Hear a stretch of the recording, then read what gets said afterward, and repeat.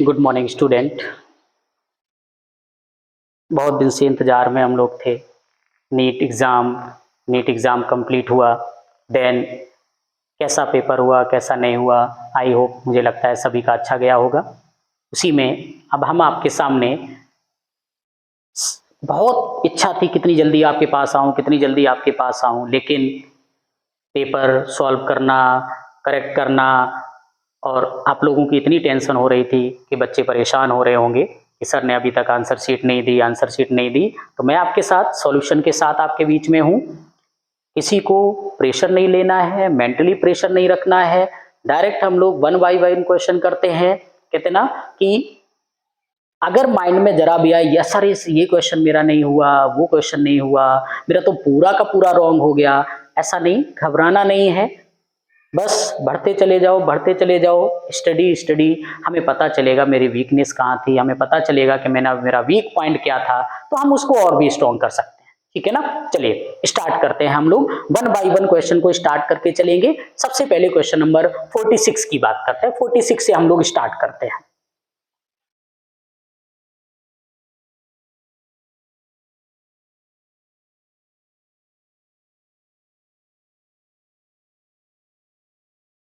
Question number 46। इस 46 में आपने देखा the ratio of the wavelength of the length absorb by A hydrogen atom when it undergoes n is equal to 2, n is equal to 3 and n is equal to 4 and n is equal to 6 transition respectively. जैसे इस formation को आपने देखा, इसके बाद आपने कहा अब क्या होगा। आपको याद होगा मैंने एक आपको रेडबर्ग इक्वेशन पढ़ाया था। जो रेडबर्ग इक्वेशन आपको कराए थे, जहां पर आपने लिखा था 1/लैम्डा is equal to R Z square 1/n1 का स्क्वायर माइनस 1/n2 का स्क्वायर। यहां पर आपको लैम्डा में दो कंडीशन आपको दे जा रहा है।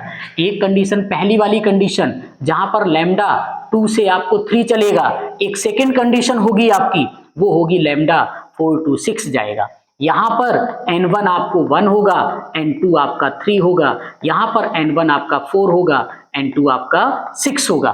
दोनों को सॉल्व कर दीजिए, ये इक्वेशन 1 आएगा, ये इक्वेशन 2 आएगा। इक्वेशन 1 बाई इक्वेशन 2 आप देखेंगे आंसर मिलेगा आपको कितना 1/4। तो आंसर नंबर करेक्ट हमारा होगा 4th नंबर।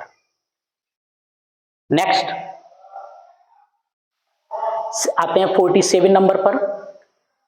47 जैसे 47 की बात की, which of the following statement are true.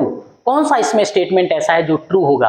Unlike gallium has a very high melting point. अरे भाई यही देख करके पता चल गया कि जो गैलियम और सीजियम है, सीजियम का मेल्टिंग पॉइंट हाई होता है, गैलियम का नहीं होता है। First one is incorrect. Second one on polling scale. अरे भाई पॉलिंग स्केल, डायरेक्ट स्केल हम लोग काम किए हैं। Nitrogen 3.0, chlorine also 3.0। It means यहां पर लिखा उसने नॉट दी सेम, बट ये दोनों सेम होता है इलेक्ट्रोनेगेटिविटी में। तो आपने कहा सेकेंड वन B1 इज भी इनकरेक्ट हो गया।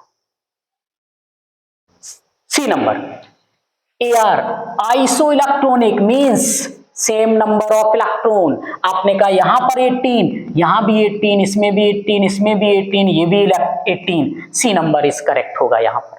अब आते हैं डी नंबर को चेक करते हैं। The correct order of first ionization enthalpy. जब आयोनाइजेशन इंथैल्पी की बात करते हैं, ये इजिली इलेक्ट्रॉन रिलीज कर देगा क्योंकि ये S1 होता है। ये आपको S2 होगा, यहां पर आपको P आएगा।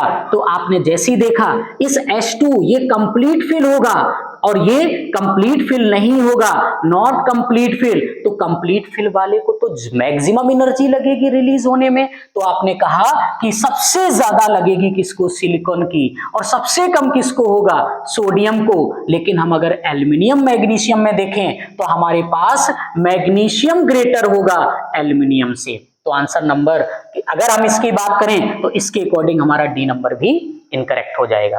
अब बात कर लेते हैं लास्ट वाले में। Atomic radius of caesium is greater than that of the lithium and RB. Yes ये करेक्ट होगा। तो आपको कौन से करेक्ट मिले, सी और ई करेक्ट मिला। तो ऑप्शन नंबर आपका सेकंड नंबर सही हो जाएगा। आते हैं 48 नंबर पर। 48 नंबर डायरेक्ट आपको टेबल से मिलेगा, यहां पर कुछ भी ऐसा नहीं है। 1 मिनट।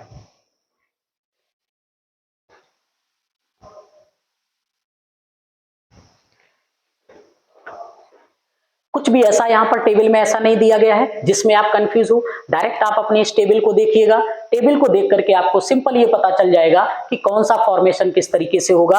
और जैसे हम आपसे बात करते हैं कि इसमें 48 नंबर में, तो आपने कहा जो कोबाल्ट होता है +2 में, इसका ग्रुप कौन सा होगा, कटायनिंग एनालिसिस में ग्रुप कौन सा होगा, ये ग्रुप नंबर जाता है 4th में। जैसी बात कर लेते हैं मैग्नीशियम, ये A नंबर होगा। जैसी बात कर लेते हैं मैग्नीशियम, तो मैग्नीशियम कहां जाता है, मैग्नीशियम आपको ग्रुप नंबर 6 में चला जाता है, ये आपको B पार्ट हो जाएगा। जैसी बात करते हैं, अब 3rd आया 4th भी आया, अब मुझे C चेक करना पड़ेगा। जैसे हमने C की बात की, लीड Pb2+ हो गया, तो Pb2+ कहां जाएगा, जैसे Pb2+ की हमने बात की C नंबर की, तो Pb2+ हमारा चला जाएगा ग्रुप नंबर 1 में चला जाएगा, ये हमारा Pb+2 हो जाएगा, C नंबर हो जाएगा। तो इसके अकॉर्डिंग हमने जैसे चेक किया तो हमें आंसर नंबर कौन सा करेक्ट मिला, 2nd नंबर मुझे करेक्ट मिला। आते हैं नेक्स्ट पार्ट पर, 49 सिंपल पार्ट है, बस थोड़ा ध्यान रखना पड़ेगा आपको। जैसे मैं यहां पर बात की, ये H जो होता है प्लस होता है, ये -1 होता है। प्लस इलेक्ट्रोफिलिक, ये या इलेक्ट्रोफाइल अटैक करेगा, यहां पर आएगा इलेक्ट्रोफाइल, और न्यूक्लियोफाइल अटैक करेगा, वो यहां पर आएगा।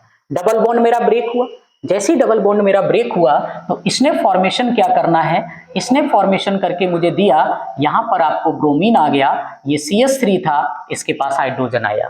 Then benzyl peroxide, benzyl peroxide जैसे इसके साथ रिएक्शन किया तो बेंजाइल पेरोक्साइड क्या करता है, इंटरचेंज करता है। तो जैसे यहां पर इंटरचेंज हुआ, हमारा फॉर्मेशन यहां पर ब्रोमीन आ गया, इसके पास CH3 आया। देन आफ्टर KCl, अब ये रिएक्शन करेगा KCN के साथ, जैसे KCN के साथ रिएक्शन किया, याद रखना SN2 फॉर्मेशन करेगा, SN1 नहीं करेगा। अगर SN1 किया तो आपको पता है SN1 कार्बोकटायन बनाएगा, कार्बोकटायन बनाएगा तो रीअरेंजमेंट होगा। इट मींस ये SN2 फॉर्मेशन करेगा, जैसे SN2 किया तो इसने साइनाइड का प्रोडक्ट बना दिया, इसने साइनाइड का प्रोडक्ट बना दिया, यहां पर CN बना दिया, ये CH3 था। अब साइनाइड का जैसे मैंने क्या किया, रिडक्शन किया, और रिडक्शन होने के बाद ये किसमें कन्वर्ट हो जाता है, अमाइन में कन्वर्ट होगा, तो हमारा कौन सा आंसर देगा, आंसर नंबर 1 देगा। बट अगर आप माइंड में कहो सर मैं वहां पर SN2 की जगह SN1 करता तो क्या होता, अगर SN1 करते तो आपका आंसर नंबर ये सही हो जाता, ठीक है ना, ये सही होता, बट अकॉर्डिंग टू क्वेश्चन ये आपका रॉन्ग है। SN1 होता तो ये बनता, SN2 होना है, तो इसलिए हमारा आंसर कौन सा करेक्ट होगा, 1st नंबर करेक्ट होगा। 50 नंबर पर आइए,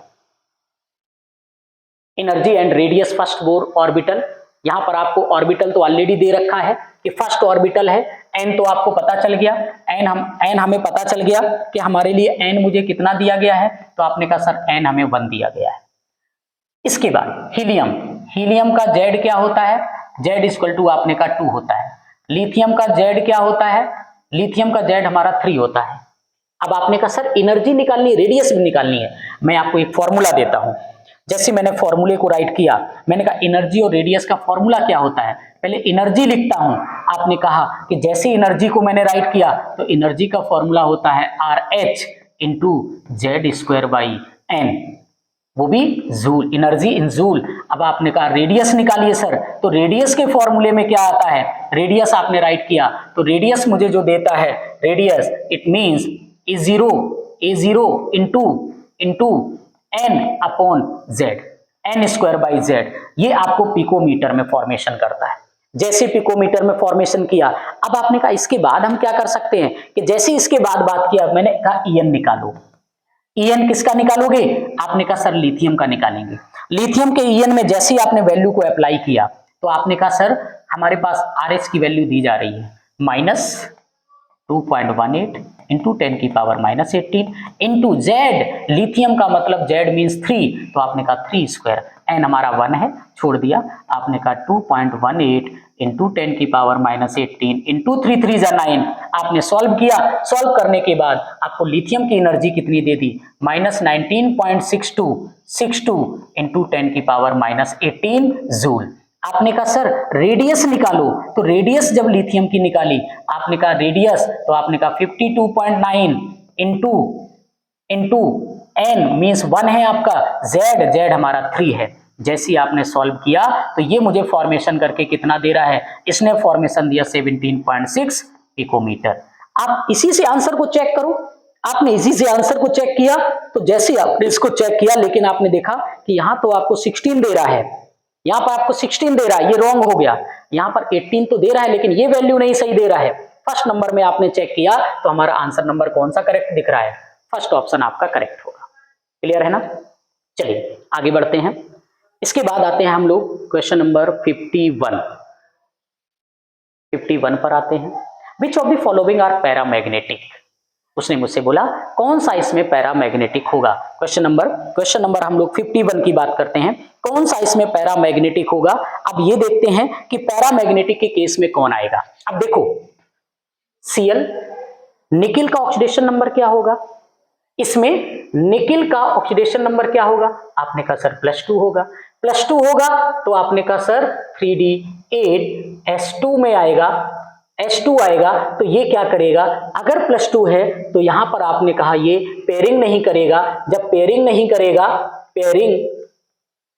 नहीं करेगा तो ये हमारा कैसा हो गया, पैरामैग्नेटिक हो गया। कैसा हो गया, पैरामैग्नेटिक बन गया। जब पेयरिंग नहीं किया तो पैरामैग्नेटिक बना।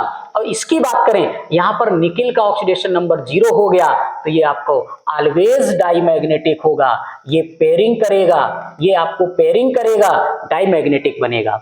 आपने कहा सर Cn की बात कर लेते हैं। यहां पर निकिल ने आपको दिया कितना, +2 दिया, लेकिन ये Cn क्या है, स्ट्रॉन्ग फील्ड लिगेंड है। Cn स्ट्रॉन्ग फील्ड लिगेंड हमेशा पेयरिंग करता है, ये हमेशा पेयरिंग करेगा, डाईमैग्नेटिक बनाएगा। तो आपने कहा अब बात कर लेते हैं इसकी। यहां पर निकिल का ऑक्सीडेशन नंबर आया +2, अगर निकिल ने +2 ऑक्सीडेशन नंबर दिया, अब आपने कहा सर ये क्या करेगा, जैसे +2 ऑक्सीडेशन नंबर दिया तो आपने कहा यहां की बात करें तो आपने कहा ये +2 ऑक्सीडेशन नंबर दिया, ये आपको पेयरिंग नहीं करेगा, ये आपको नॉट पेयर, ये आपको पेयर नहीं बनाएगा। जब आपको पेयर नहीं बनाएगा तो पैरामैग्नेटिक होगा, पैरामैग्नेटिक। अब बात कर लेते ई नंबर। आप कहते हो सर ई नंबर में क्या होगा, जैसे ई नंबर में तो निकिल का ऑक्सीडेशन नंबर यहाँ 0 आया, 0 का मतलब हो गया ये डाईमैग्नेटिक होगा, डाईमैग्नेटिक होगा इट मींस पेयरिंग होगा। तो मुझे पैरामैग्नेटिक क्या क्या मिला, डी और ए मिला। तो ऑप्शन नंबर हमारा कौन सा करेक्ट हो जाएगा, 3rd नंबर। नेक्स्ट पार्ट की बात करते हैं। जैसे अगले पार्ट में हम लोग चलते हैं, अब आता है हमारा क्वेश्चन नंबर 52 की बात करते हैं। ये भी क्वेश्चन हमारे पूरा एनसीईआरटी पर बेस्ड आपको मिलेगा, थोड़ा इसमें माइंड लगाते हैं। Given below 2 statement like nitrogen that can form ammonia, arsenic and form arsine. अगर मैंने बात की, मैंने कहा अमोनिया सिंपल वे में फॉर्मेशन कर लें कि हाँ अमोनिया भी बनाता है, आर्सेनिक एंड आर्साइन भी बनाता है, ये करेक्ट होगा, ये तीनों फॉर्मेशन करता है। लेकिन आपने कहा sir antimony can not form antimony pentoxide Sb2O5, जरा याद करो क्या ये बना देखा है आपने, बिल्कुल बनता है, लेकिन उसने लिखा है नॉट, तो ये स्टेटमेंट हमारा कैसा हो जाएगा, इनकरेक्ट। जैसे दोनों को आपने देखा, first one is correct, second one is incorrect, तो first one is correct statement, second is incorrect, तो हमारा आंसर कौन सा आएगा, 3rd नंबर आएगा। अब आते हैं 53। जैसे 53 की बात करते हैं, आपने कहा which among the following electronic configuration belong to main group element. जैसे मेन ग्रुप एलिमेंट की बात करते हैं तो मेन ग्रुप एलिमेंट किसको कहते हैं, मेन ग्रुप में S होता है एंड P होते हैं, ये मेन ग्रुप के एलिमेंट हुए। और आपको अगर इलेक्ट्रॉनिक कॉन्फ़िगरेशन दिया जाए उससे आप क्लियर ये बता सकते हो कि हमारे मेन ग्रुप के एलिमेंट कौन कौन से, कौन किस ग्रुप में जाएगा। S1 S ब्लॉक में जाएगा, P5 P ब्लॉक में जाएगा, DS आ गया D ब्लॉक में जाएगा, D10S आ गया D ब्लॉक में चला जाएगा।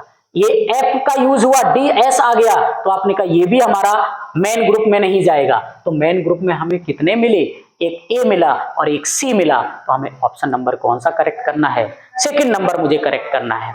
चलिए बढ़ते हैं इसके आगे 54। जैसे 54 नंबर की बात करें, 54 में आपने देखा ये डाल्टन एटॉमिक थ्योरी दिया गया है, could not explain law of conservation of mass. Dalton ने एक्सप्लेन किया था कांस्टेंट प्रोपोर्शन ये भी डाल्टन ने एक्सप्लेन किया, मल्टीपल प्रोपोर्शन ये भी डाल्टन ने एक्सप्लेन किया, लॉ ऑफ गैसियस वॉल्यूम ये डाल्टन ने एक्सप्लेन नहीं किया। डाल्टन यहां तक नहीं पहुंच पाए। आपने एक पढ़ा होगा, आइडियल गैस इक्वेशन पढ़ी होगी, PV इक्वल टू nRT, जहां पर P constant, R constant, T constant, तो V directly proportional to N मिला। तो यहां तक हमें डाल्टन नहीं पहुंच पाए, यहां पर डाल्टन फेल हो गए। तो डाल्टन ने ये एक्सप्लेनेशन नहीं दिया। तो आंसर नंबर कौन सा करेक्ट होगा? 4th नंबर करेक्ट होगा। चलिए बात करते हैं नेक्स्ट पॉइंट की। Consider following compound. यहां ऑक्सीडेशन नंबर आपको निकालना पड़ेगा, और ऑक्सीडेशन नंबर का सिंपल वे, पोटेशियम +1 है। पर ऑक्साइड में जब भी कभी आपको पर ऑक्साइड मिलेगा तो पर ऑक्साइड में जो ऑक्सीजन होता है वो ऑक्सीजन हमें कितना देता है? -1 देता है। और H2SO4 में आपको पता है सल्फर आपको +6 देगा। तो आपने कहा कौन सा करेक्ट हो जाएगा? ऑप्शन नंबर फर्स्ट आपका करेक्ट होगा। अब बात करते हैं इसके आगे, 56 यही दिया गया है 56। अब बात कर लेते हैं 56 पर आते हैं।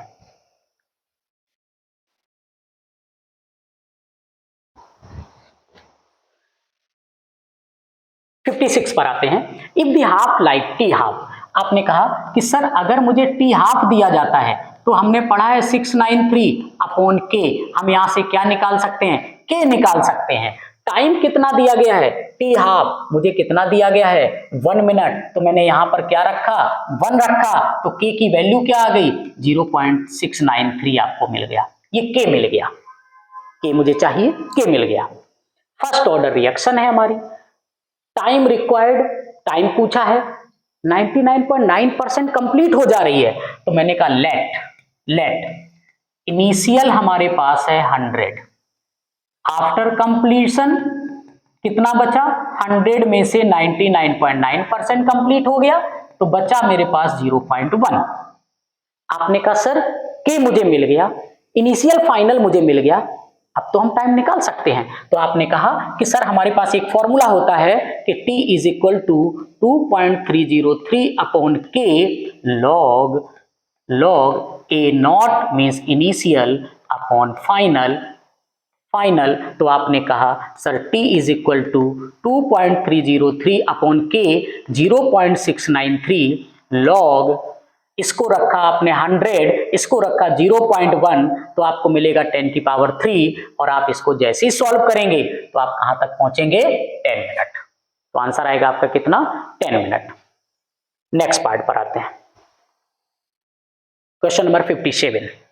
The correct order of the wavelength. अरे भाई वेवलेंथ की जैसी बात कर जाए तो आपके माइंड में तुरंत आ जाता है कि वेवलेंथ और एंगल ऑफ डेविएशन एक पार्ट याद करो।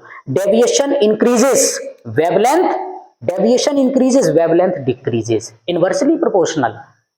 अब आते हैं absorption of light. Absorption of light की बात कर लें, when wavelength increases absorption of light decreases, wavelength maximum absorption of light minimum. तो अब बात कर लेते हैं, अगर NH3 की बात करें और CN की बात करें, CN हमारे पास स्ट्रॉन्ग फील्ड लिगेंड होता है। जो स्ट्रॉन्ग फील्ड लिगेंड, इसका मतलब उसके पास एब्जॉर्प्शन ऑफ लाइट बहुत ज्यादा है।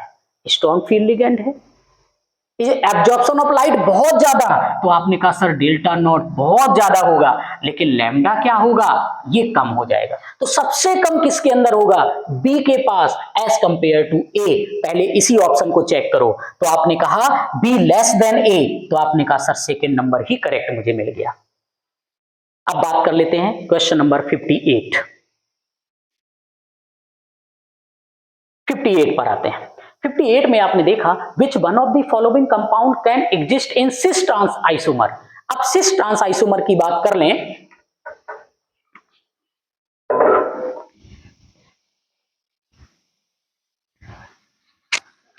जो ये सिस और ट्रांस आइसोमर होता है ये कैसे फॉर्मेशन करते हैं। अब देखो इसी से आपको क्लियर पता चलेगा सिस और ट्रांस बनता कैसे। स्ट्रक्चर मैं बनाऊंगा, आंसर आपके सामने आ जाएगा। पेंट 1 इन, पहले इसी की बात कर लेते हैं। आपने कहा कि जैसे हमने पेंट 1 इन की बात की तो आपने कहा 5 कार्बन का चेन बनेगा, उसको बनाया। 1 इन लिखा है, यहां पर लगा दिया। आपने कहा सर हाइड्रोजन और हाइड्रोजन होगा, तो जैसे ही आपने दिया आपने कहा सर बोथ जगह पर हाइड्रोजन आ गया, यहां भी आया यहां भी आया, सेम हो गया। क्या आइसोमर बनाएगा? क्या आइसोमर बनाएगा? नहीं बनाएगा। आपने कहा सर इसको बनाइए जरा, 2 मिथाइल हेक्स 2 इन, जैसे 2 मिथाइल हेक्स 2 इन की मैं बात करूं तो आपने तुरंत बोला हेक्स 2 इन, हेक्स का मतलब 6 कार्बन का चेन। अब आपने कहा 2 इन तो 2 इन बन गया, 2 मिथाइल तो मैंने कहा यहां पर मिथाइल लगा दिया। आपने कहा सर ये कार्बन दोनों सेम हो गए, अरे भाई ये भी तो नहीं बनाएगा फिर आइसोमर। अब बात कर लेते हैं थर्ड नंबर में, आपने कहा साइक्लोप्रोपेन, तो प्रोपेन तो भाई ऐसा बनेगा 1,1 डाइमिथाइल, तो आपने कहा यहां पर CH3 होगा, यहां पर CH3 होगा। अरे जब इसकी बात करेंगे तो ये भी तो C और C मिल गया मुझे, ये भी दोनों मिथाइल मिल गए, तो ये भी नहीं बनाएगा। अब बचा क्या हमारे पास, फोर्थ नंबर बचा, आंसर हो गया। आपके तो सर इसका भी स्ट्रक्चर कैसा होगा, तो मैं स्ट्रक्चर भी बनाऊं, साइक्लोहेक्सेन तो आप ऐसे बना देंगे, 1 और 2 हो गया, यहां पर मिथाइल था, इसके पास मिथाइल था, यहां हाइड्रोजन होगा और यहां भी हाइड्रोजन, यहां देखो कार्बन और हाइड्रोजन अलग अलग मिला तो ये आपको बनाएगा, इसलिए डी नंबर आपका करेक्ट होगा, फोर्थ नंबर। क्लियर है ना। चलिए आते हैं नेक्स्ट पॉइंट पर आते हैं। अब हम बात कर लेते हैं 58 के बाद आते हैं 59 फास्फोरिक। जैसे 59 पर आते हैं, phosphoric acid ionise in 3 step with their ionisation constant value. पहले तो हम आयोनाइजेशन की बात करते हैं, आयोनाइज इन 3 स्टेप, 3 स्टेप में अगर कोई आयोनाइज होगा तो फॉर्मेशन कैसे बनाएगा। पहले पॉइंट की आपसे बात करें कि हमेशा Ka1 greater than A2 greater than A3 होता है।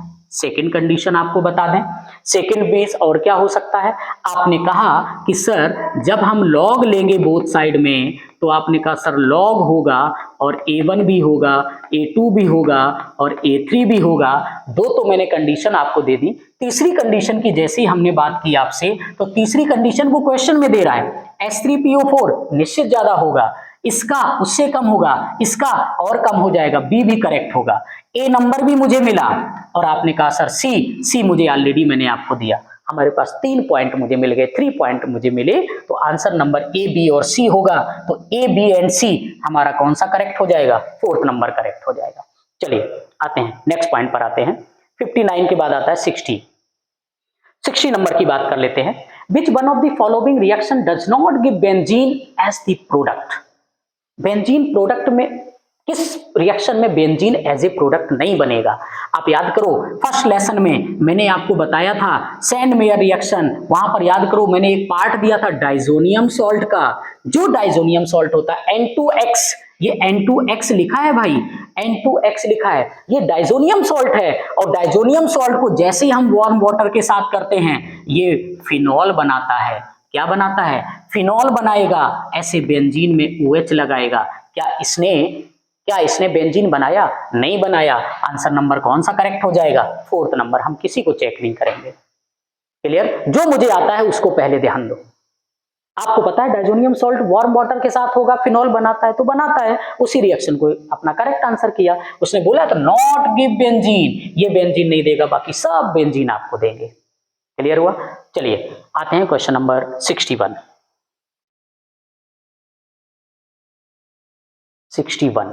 यस गुड, ये भी अच्छा क्वेश्चन है आपका। यहां पर लिखा मोलर कंडक्टिविटी का क्वेश्चन आ गया। देखो मोलर इलेक्ट्रोकेमिस्ट्री का पार्ट है, molar conductivity delta M of 0.050 mole litre -1 solution of a monobasic weak acid is 90 centimetre square mole -1। Extent degree of dissociation will be, degree of dissociation, भाई degree of dissociation का मतलब alpha निकालना है मुझे, और alpha होता क्या है, जब मोलर कंडक्टिविटी की बात करते हैं at concentration, molar conductivity at infinity, direct formation आपको कंसंट्रेशन दिया गया है 90, इंफिनिटी, इन दोनों का सम होगा। जैसे आपने राइट किया डिग्री ऑफ डिसोसिएशन आपको 90 दिया गया है, ये आपको 349.6 दिया गया है प्लस 50.4 हो गया, दोनों को ऐड कीजिए 90/400, आप सॉल्व करके देना तो आपको मिलेगा क्वेश्चन नंबर थर्ड, आपको मिलेगा 0.025। चलिए कमेंट बॉक्स में बताइए सबके 61 तक किस किस का कितना करेक्ट हुआ है। हम चलते हैं अगले क्वेश्चन पर आते हैं 62। ये भी क्वेश्चन बहुत अच्छा क्वेश्चन आपको मिला यहां, इसमें भी देखिए 1 minute. A hypothetical डायमेटिक molecule with bond order 0 is quite stable. अरे भाई जब बॉन्ड ऑर्डर हमारा 0 होगा तो वो स्टेबल नहीं होगा, वो कैसा होता है, अनस्टेबल होता है। बॉन्ड ऑर्डर 0 होगा तो अनस्टेबल होगा, पहला स्टेटमेंट इनकरेक्ट हो गया।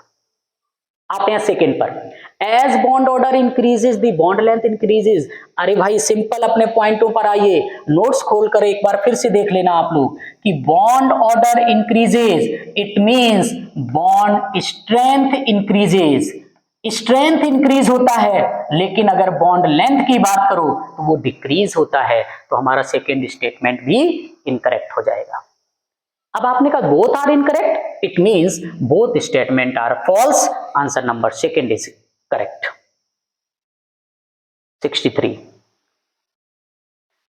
में एक पार्ट की बात कर रहा था मैं भी कल बहुत इसमें अपना माइंड लगाया, बट 63 में मुझे 1 और 2 दोनों मुझे करेक्ट मिल रहे, लेकिन अगर मैं अपने परसेंटेज की बात करूं, अगर मैं अपना पोल चलाऊं तो मैं फर्स्ट वन का परसेंटेज में ज्यादा करेक्ट करता हूं, बट मुझे दोनों फॉर्मेशन में मुझे दोनों पार्ट करेक्ट लग रहे, बट लेकिन हाई परसेंट में मुझे फर्स्ट वाला करेक्ट लग रहा है। चलिए इसको फिर चेक करते हैं अपने बाद में, पहले अगले क्वेश्चन पर हम लोग बढ़ते हैं धीरे धीरे। 64 class 11th NCERT book, direct आपको टेबल बनी हुई दी गई है, डायरेक्ट टेबल लिखी है XeO3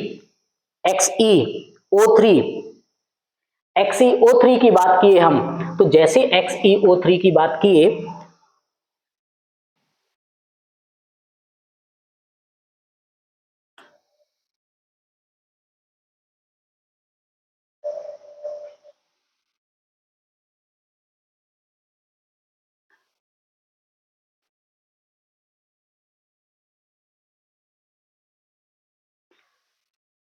वन मिनट थोड़ा वेट करना।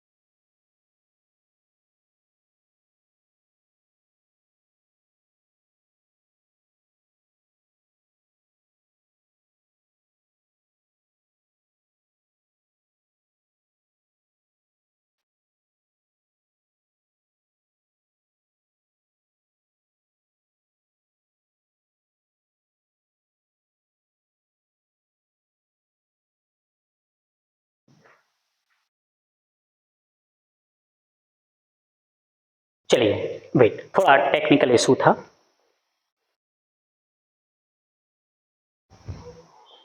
चलिए स्टार्ट करते हैं। मैं बात कर रहा था 62 पर। 62, यस 62 कंप्लीट हुआ। देन हम लोग बढ़ रहे थे 63 पर आ गए थे। 63 पर वो भी मैंने आपको बताया, 63 आपका मुझे 2 ऑप्शन इसमें करेक्ट लग रहे थे। हाँ मैं बात कर रहा था 64 में, मैं बात कर रहा था आपसे 64 में। चलिए बैक इधर थोड़ा ध्यान देना। XeO3 का मतलब XeO3 to form sp3 hybridise, it means pyramidal. ए नंबर सेकंड में जाएगा। आपने कहा ए सेकंड में, ए और 2, फर्स्ट और सेकंड 2 ऑप्शन करेक्ट होंगे, 3 4 को आपने इनकरेक्ट कर दिया।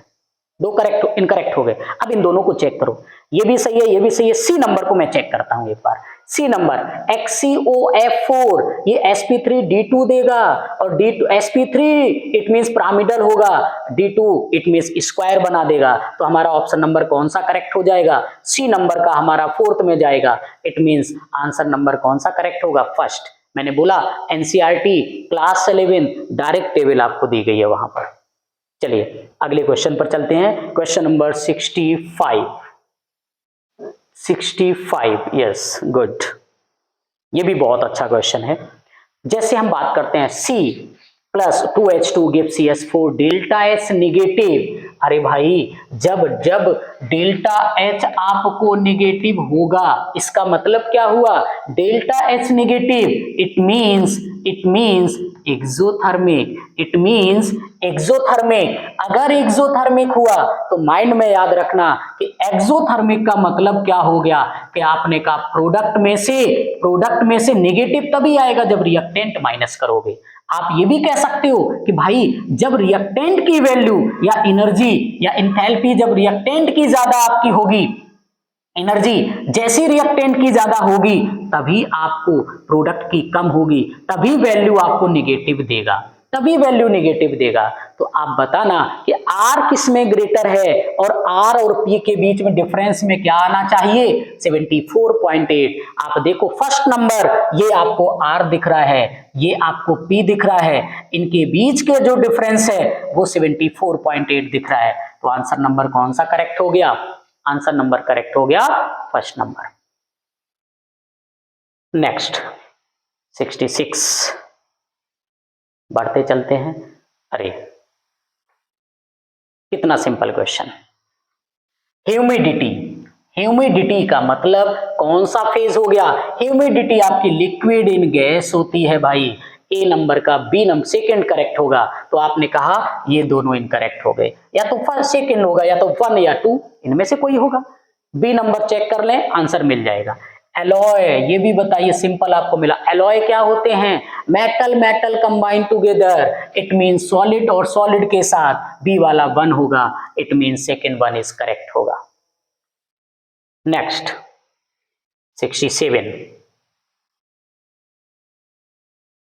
67 पर आते हैं।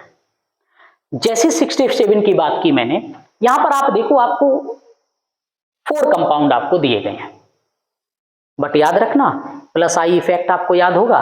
प्लस आई इफेक्ट जिसका ज्यादा होगा बेसिक स्ट्रेंथ ज्यादा होगी, बेसिक नेचर ज्यादा होगा। Plus I effect basic strength ज्यादा होगी। प्लस आई जिसका कम होगा, प्लस आई जितना ज्यादा होगा बेसिक ज्यादा होगा, प्लस आई जितना कम होगा उतना ही बेसिक कम होता चला जाएगा। पहले इन दोनों की बात कर लो। सबसे पहले देखो हमारे पास है क्या क्या। N methyl aniline, benzene amine, ethane amine, N ethyl एमिनीन। लेकिन एक और भी पार्ट की बात कर लें कि इसमें जितना भी पार्ट ये दिया गया है, जितना भी पार्ट आपको दिया गया है, पहले उनके एक बार स्ट्रक्चर बना लेते हैं। एन मिथाइल एनिलीन, तो आपने कहा कि एन मिथाइल एनिलीन, एनिलीन का मतलब N methyl aniline, it means N methyl aniline, तो आपने कहा CH3। एक बना दिया बेंजीन अमाइन, तो आपने कह दिया NH2। आपने बना दिया ethane amine, C2H5 NH, ethane amine. Then आपने बना के दिया N ethyl ethane amine, N ethyl ethane amine. अब जरा आप देखना, it gives plus I effect. अब देखना ध्यान से, प्लस आई इफेक्ट सबसे ज्यादा प्लस आई इफेक्ट किसके पास होगा? इसके पास। इससे कम इसके पास, फिर इसके पास, सबसे कम इसके पास। आप देखो बेंजीन अमाइन सबसे कम आपको देगा, प्लस आई इफेक्ट नहीं है इसके पास। यहां पर सबसे ज्यादा carbon plus I effect show करता है, सबसे ज्यादा प्लस आई इफेक्ट। उससे बाद इसमें, फिर इसमें, बाद में सबसे कम इसमें। तो आप देखोगे एन इथाइल इथेनमाइन ये सबसे ज्यादा देगा, इथेनमाइन उससे कम देगा, मिथाइल इथाइल। तो आंसर नंबर कौन सा करेक्ट हो जाएगा? Third number. चलिए आते हैं question number 68। Close one with equal number of atom. Calculation नहीं करना है आपको, ऑलरेडी ये आपको मोलर मास दे रहा है वो, इसी से आपको पहले क्वेश्चन की बात कर लेते हैं। Among the following close one with equal number of atom. मुझे नंबर ऑफ एटम निकालना, मैं आपको फॉर्मूला लिख करके दूं। Number of atom is equal to N into N A into atomicity. Atomicity आप याद रखना, तो आपको इसे क्वेश्चन हो जाएगा। नंबर ऑफ एटम निकालना है। अब देखो सभी की बात कर ले, पहले इसकी बात करो। आपने कहा सर नंबर ऑफ एटम निकालना है, एन नंबर कैसे निकालते हैं? Given mass, given mass molecular mass into N A लिखो, इंटू एटोमोसिटी 21336, 6 एटोमोसिटी हो गई। आप सॉल्व करना, इसको सॉल्व करें। देन आपने कहा जैसी सेकंड वाला पार्ट दिया, हमें गिवन मास दिया गया है 248 अपॉन मास 62 दिया गया है, Na आपने दिया, और इनटू यहां एटोमोसिटी कितनी है? 2 और 1 3 हो गया, इनटू 3 किया। इसकी बात करो, जैसी आपने देखा 240 आपको दिया गया है, मास आपको 40 दिया है, इंटू Na इंटू एटोमोसिटी 1 2 3, आपके पास 1 2 3 एटोमोसिटी, यहां भी आपको 3 मिल जाएगी। जैसी इसकी बात करो आप डी नंबर में, आपने कहा सर 12 दिया गया है, अपोन में आपने कहा मास हमें 2 दिया गया है, इंटू Na आपने दिया, इंटू एटोमोसिटी आपके पास केवल 2 है। आपने कहा सर लास्ट वाला भी चेक कर लो एक बार, तो मैंने कहा 220 दीजिए, अपोन में 44 दीजिए, इंटू Na लिख दीजिए, इंटू 2133 हो गया। जैसी सबको आप सॉल्व करना, जैसी आपने 68, जैसी आप सभी को सॉल्व करेंगे, सॉल्व करने के बाद हम लोग कहां पर पहुंचेंगे? एक मुझे आंसर मिल करके आएगा।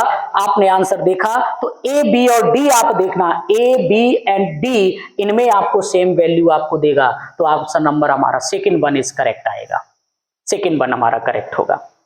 क्लियर? अब बात कर लेते हैं 69। 69 कहां चला गया? यस, अरे भाई बायोमोलिक्यूल में आ जाइए।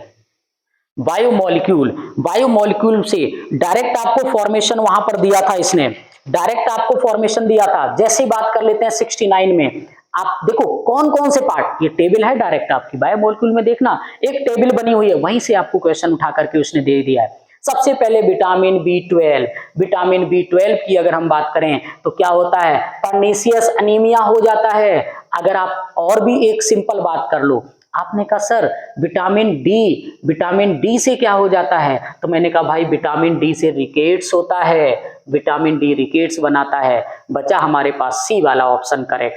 अब आपने कहा पहला तो फोर्थ में गया, तो यहीं से आप करेक्ट कर दो इसको, लेकिन आपने कहा नहीं एक बार सी देख लो। सी में आपने कहा विटामिन B2 की बात किए तो चिलोसिस आपका होता है, ये विटामिन B2 से हो जाता है। तो ऑप्शन नंबर हमारा करेक्ट कौन सा होगा? Second number. जैसे सेकंड नंबर करेक्ट हुआ, तो सेकंड नंबर होने के बाद जैसे हम अगले बार पॉइंट पर चलते हैं 69 के बाद आता है 70।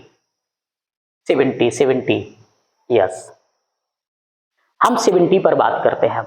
जैसे 70 नंबर पर आए, यहां पर भी आप देखोगे कि 70 नंबर पर भी correct order of decreasing acidity of following aliphatic acid. तो आप सिंपल, अभी भी जस्ट आपसे मैं प्लस आई इफेक्ट की बात की है।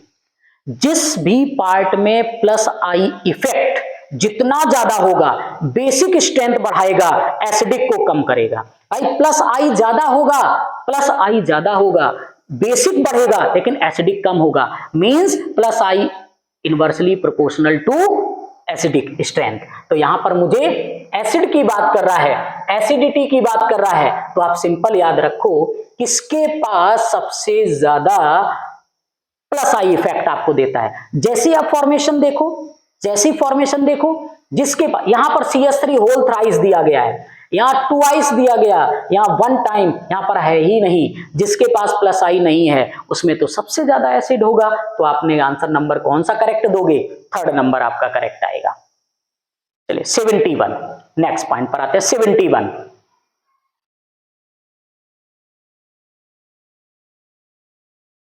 71 यस 71। देखिए एक बार चेक करो सभी लोग, किस किस का ये 71 करेक्ट हुआ है, किस किस ने 71 को करेक्ट अपने करेक्ट करके आए हैं आप लोग 71।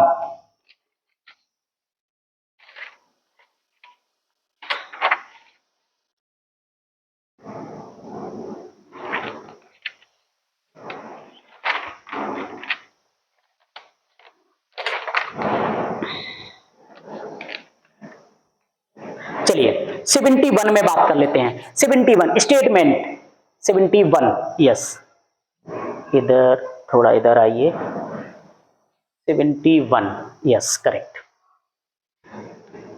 Ferromagnetic is considered as an extreme form of paramagnetic. अरे जाइए, पैरामैग्नेटिक, डायमैग्नेटिक, वहीं पर जहां फेरोमैग्नेटिक मैग्नेटिक की बात की थी वहीं पर देखना, ये आपको ferromagnetic considered as extreme form of paramagnetic. Yes this one is correct. Second one, number of unpaired electron in this and same as this. नहीं भाई, क्रोमियम के पास नंबर ऑफ अनपेयर्ड इलेक्ट्रॉन यहां पर 4 हैं, 4 अनपेयर्ड इलेक्ट्रॉन हैं, लेकिन अगर एनडी की बात कर लें तो इसके पास अनपेयर्ड इलेक्ट्रॉन आपको 3 अनपेयर्ड इलेक्ट्रॉन मिल जाएंगे। Both are different. स्टेटमेंट 2 आपका इनकरेक्ट हो गया। अगर 2 इनकरेक्ट हो गया तो बताइए ऑप्शन कौन सा करेक्ट जाएगा। आपने देखा statement 1 is true, statement second is false. Third number को हम करेक्ट करेंगे। क्वेश्चन नंबर 72 यस 72 आ जाइए।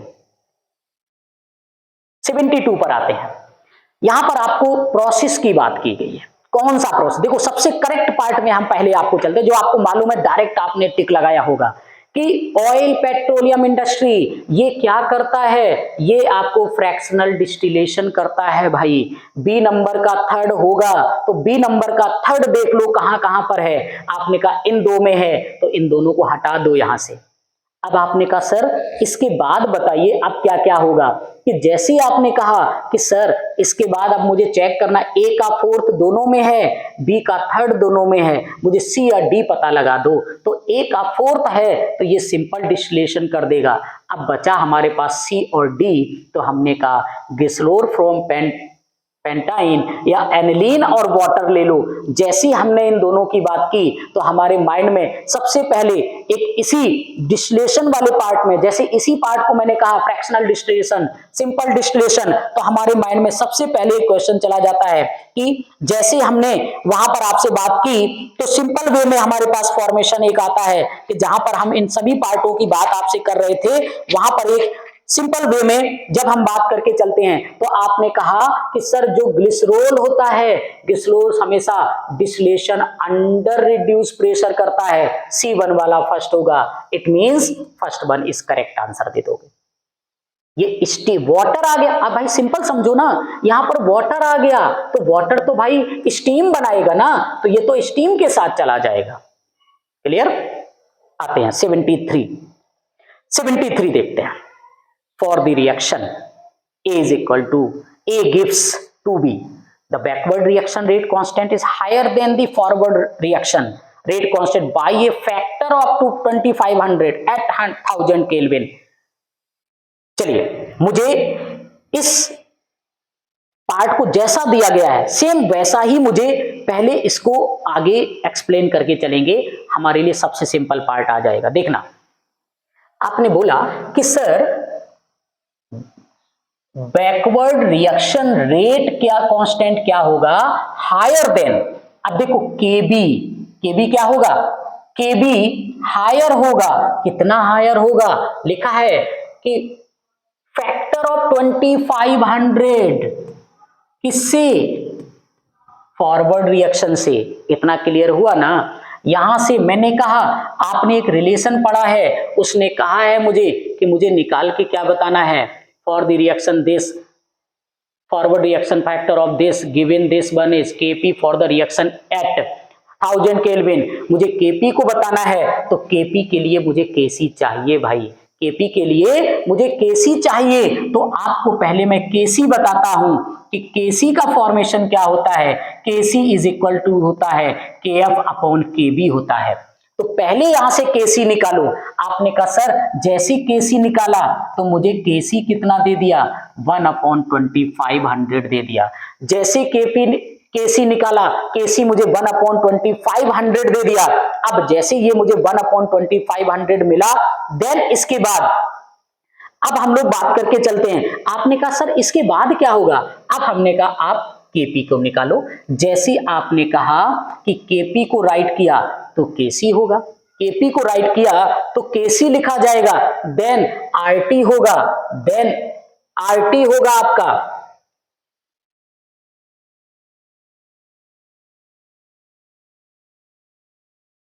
1 मिनट।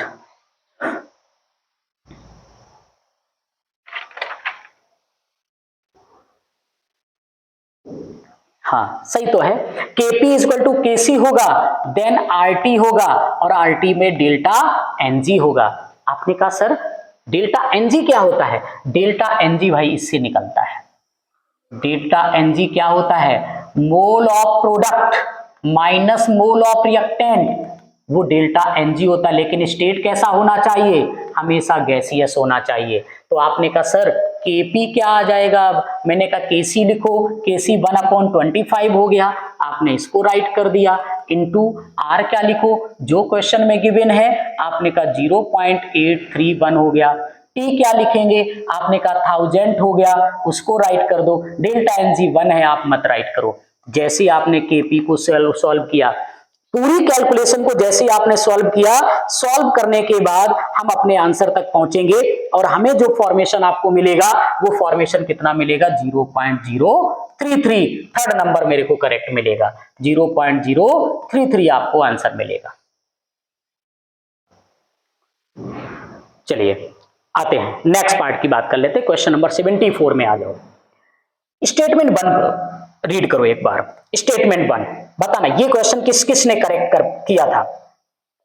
आपने कहा सर स्टेटमेंट 1 की बात की है तो बेंजीन डाइजोनियम सॉल्ट, अरे याद करो बेंजीन डाइजोनियम सॉल्ट मैंने बताया था, अभी अभी एक क्वेश्चन आया था आपका, यहां पर N2X था। जो बेंजीन डाइजोनियम सॉल्ट है, preparation by the reaction of aniline, primary aniline होता है, एंड मेयर रिएक्शन याद करो। नाइट्रस एसिड ये केल्विन है या 025 डिग्री सेल्सियस, बोलो both are same, easily the dry state, yes correct होगा, बनता है वहां पर। सेकेंड बना जाओ, insertion of the iodine into the benzene ring is difficult and hence iodobenzene prepared through the reaction benzene diazonium salt with KI। अब बताओ, yes ये भी करेक्ट है, डाइजोनियम सॉल्ट KI के साथ होगा, देन ये अलग चला जाएगा, नाइट्रोजन अलग जाएगा, आयोडीन फॉर्मेशन कर लेगा, X के साथ जाएगा, N2 निकलेगा, I के साथ फॉर्मेशन कर लेगा। Second one is also correct, दोनों स्टेटमेंट करेक्ट हुए, both statement are correct. Correct बोले तो first is, both statement first and second are correct, तो आंसर नंबर कौन सा जाएगा मेरा, फर्स्ट जाएगा। चलिए धीरे धीरे आगे बढ़ते हैं। क्वेश्चन नंबर 75 यस आते हैं 75।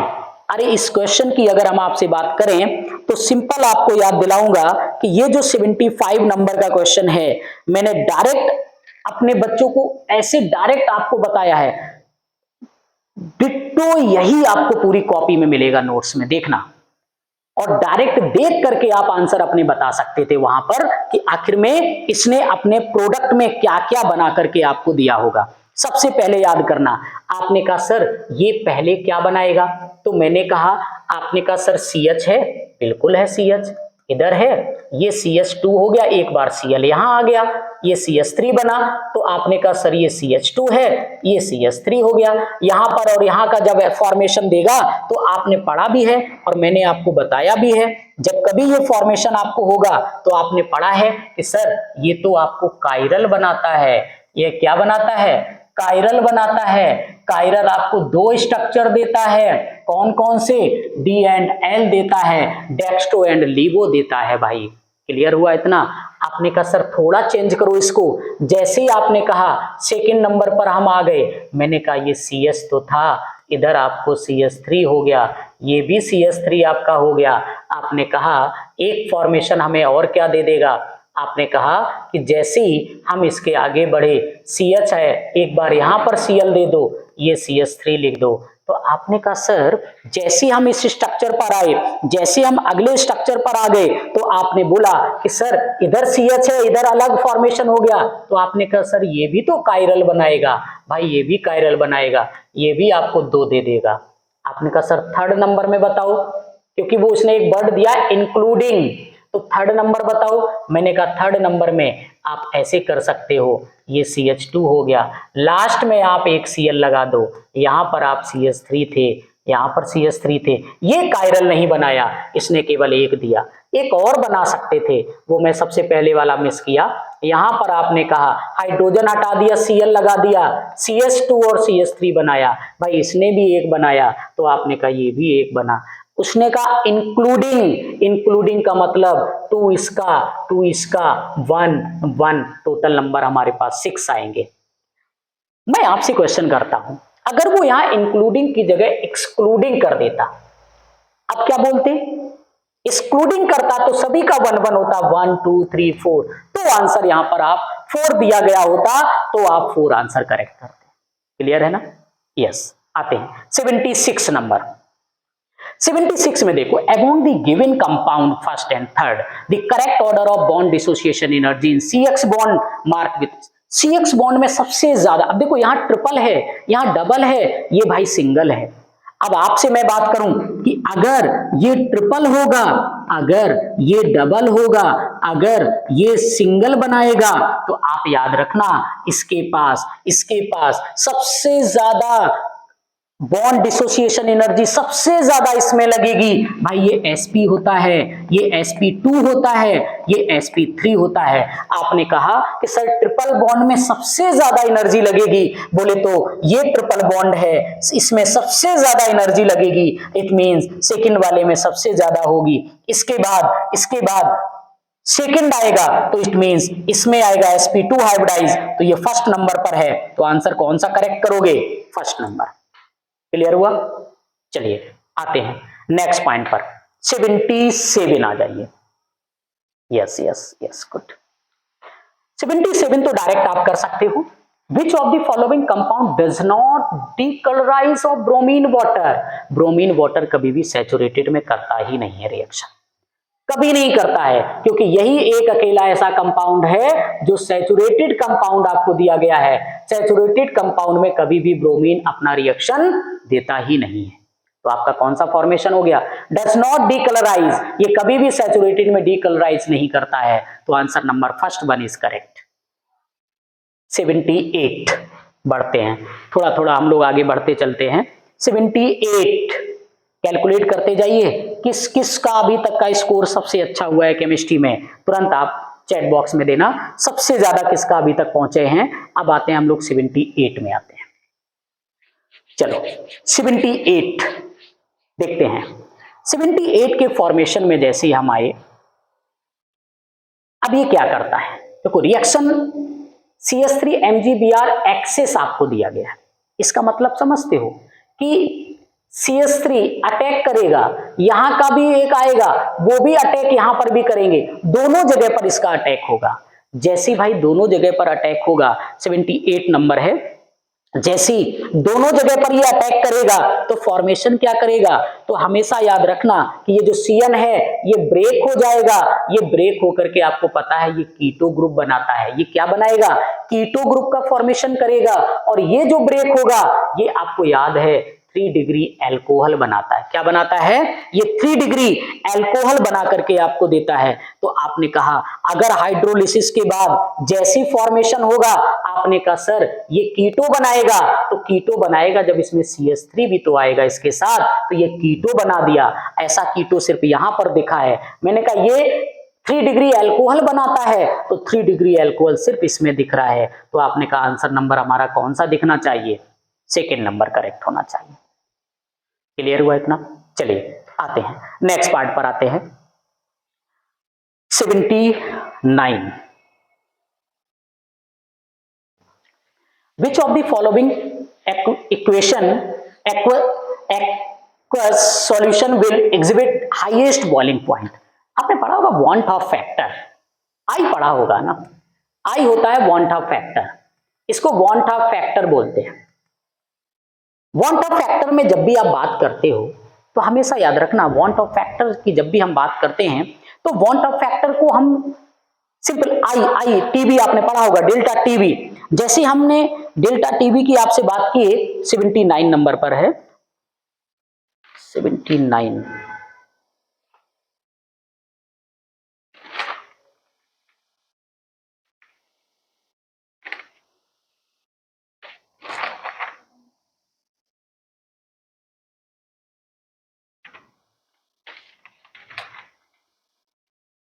यस आई इज वॉन्ट है फैक्टर। डेल्टा टीबी आपने पढ़ा है, आई या बोलो तो delta TB directly proportional to I into concentration. ये डायरेक्टली प्रोपोर्शनल होता है वॉन्ट ऑफ फैक्टर और कंसंट्रेशन के साथ। अब इसमें अगर आप कहते हो कि सर कंसंट्रेशन की बात कर लो और आई की बात कर लो तो आपने कहा सिंपल डेल्टा टीबी जो है वो सबसे ज्यादा कौन देगा, सोडियम सल्फेट देगा, क्योंकि यहां पर आई आपको 3 दिया है, आई आपको 3 दिया है एंड कंसंट्रेशन आपको 0.01 दिया है और आपको ये सबसे ज्यादा फॉर्मेशन बना करके देगा। तो आपको आएगा 79 में कौन सा ऑप्शन होगा, ऑप्शन नंबर 3 आएगा। अब बात कर लो आप 80 नंबर पे। जैसे हम बात करते हैं 80 नंबर पे, ये भी आप देखोगे अगर अपना क्वेश्चन तो ये डायरेक्ट आपको फॉर्मेशन करके देगा, डायरेक्ट आपको फॉर्मेशन दिया गया है। जो पीछे भी आपने देखा होगा कि जितने भी हमने प्रोसेस पढ़े हैं, जितने भी हमने प्रोसेस पढ़े हैं उन प्रोसेस में सबसे मेन इंपॉर्टेंट अगर हम बात करें, इन सब की मैंने बात की, शायद याद होगा कॉन्टैक्ट प्रोसेस होता है, ऐसे ही आपका हैबर प्रोसेस होता है। ऐसे पहले देखो मुझे क्या क्या पार्ट क्लियर है, पहले उसकी हम आपसे बात कर लें। मैंने कहा एक विल्किंसन कैटलिस्ट होता है। विल्किंसन जो कैटलिस्ट होता है वो हमेशा इसी फॉर्म में रिएक्शन करता है, तो सी का तो 3 होगा। तो आपने कहा सर ये 2 पार्ट। एक और देख लो, ज़ेगलर कैटलिस्ट मैंने आपको बताया था, बहुत ज़ेगलर कैटलिस्ट था। वो ज़ेगलर कैटलिस्ट हमारा जब भी बात करता है वो हमेशा TiCl4 या AlCl3 के साथ काम करता है। इन्हीं दोनों से हम पहुंच जाएंगे अपने आंसर पर, और वो आंसर नंबर कौन सा हो जाएगा, 3। अब यहां से देख लेना, हैबर प्रोसेस हमेशा आयरन कैटलिस्ट का करता है। वेकर ऑक्सीडेशन PdCl2 के साथ करता है। तो आंसर नंबर कौन सा करेक्ट होगा, 3 नंबर। चलिए नेक्स्ट पार्ट पर आते हैं, 81। यस 81 पर आते हैं। जैसे 81 की हमने आपसे बात की तो इस 81 वाले में सिंपल अब फिर से उन्हीं पार्टों की हम आपसे बात करके चलेंगे। जितने पार्ट हमने इसमें आपको करा करके भी दिए हैं, तो वहां पर डायरेक्ट फॉर्मेशन में अगर हम बात करें आपसे कि जितने भी, शायद आपको याद होगा कि अगर हम इस क्वेश्चन को देखें, 5 moles of liquid X and 10 mole of liquid Y, 5 mole of liquid X and 10 mole of liquid Y make a solution having a vapor pressure of 70 torr. The vapor pressure of pure X and Y are 63 torr and 78 torr respectively. Which of the following is true regarding the described solution? आपको बताना, आपने याद किया पढ़ा होगा, उसमें एक Rawls law पढ़ा है आपने। कौन सा लॉ पढ़ा है, एक आपने रॉल्स लॉ पढ़ा है। जो रॉल्स लॉ है उसी पर बेस्ड आपको ये क्वेश्चन मिलेगा। वहां पर आपने पढ़ा होगा एक डेविएशन पढ़ा होगा, पॉजिटिव डेविएशन, नेगेटिव डेविएशन, उन दोनों की बात कर, वहीं से आपको क्वेश्चन बन करके निकलेगा ये। तो आपने कहा कि जब हमने रॉल्स लॉ को पढ़ा तो रॉल्स लॉ में हमने एक फॉर्मेशन को लिया था। जैसे रॉल्स लॉ में जब हम आपसे बात भी किए होंगे तो रॉल्स लॉ में आपने सिंपल आपने फॉर्मेशन लेकर के चले होंगे कि पहले आपने टोटल आपने प्रेशर की बात की, तो टोटल प्रेशर जब आपने निकाला तो आपने कहा कि जब हम टोटल प्रेशर की बात करें, हमारे पास 2 पार्ट हैं, एक X है और एक Y है। तो आपने कहा सर P0X इंटू X बोले तो XN बोले तो मोल फ्रैक्शन वाला नंबर होगा, प्लस P0Y इंटू XY। आपने कहा सर जैसे ही आपने ये फॉर्मेशन दिया तो आपने कहा कि हमारे पास टोटल हमें P निकालना है, लेकिन उसने दे रखा है कि 5 mole of liquid X and 10 mole of liquid Y। Total number of moles कितने हो गए? एक में 5 दिया गया है, एक में 10 दिया गया है। टोटल नंबर ऑफ मोल्स कितने हो गए? जैसे टोटल नंबर ऑफ मोल्स की बात की तो आपने कहा sir total number of moles तो मेरे पास 15 हो गया। टोटल नंबर ऑफ मोल्स कितना हो गया? टोटल नंबर ऑफ मोल्स तो मुझे 15 हो गया। अब देखो इसी में बात करते हैं। देखो P, अब देखो यहां पर मैं राइट करता हूं, ध्यान देना। मैंने कहा P नॉट X मुझे कितना दिया गया? पहले का 63 दिया गया है। मैंने कहा 63 X निकालें तो आपने कहा मोल्स दिए गए हैं तो नंबर ऑफ मोल्स पहले वाले का मुझे 5 दिया गया है। टोटल कितना है? 15 प्लस लगाया। P नॉट Y कितना दिया गया है? 78, तो आपने कहा 78। XY मुझे क्या गिवन है? आपने कहा सर 10 मोल दिया गया है, टोटल 15 है। जैसे आपने सॉल्व किया तो हमें P क्या मिल गया? 5 3 जा 15, 3 2 जा 1 तो 21 मिला। देन आपने 5 2 जा 10, 5 3 जा 15, 3 2 जा 6, 3 6 जा आपको 52 मिला। तो P आपको आ गया 73।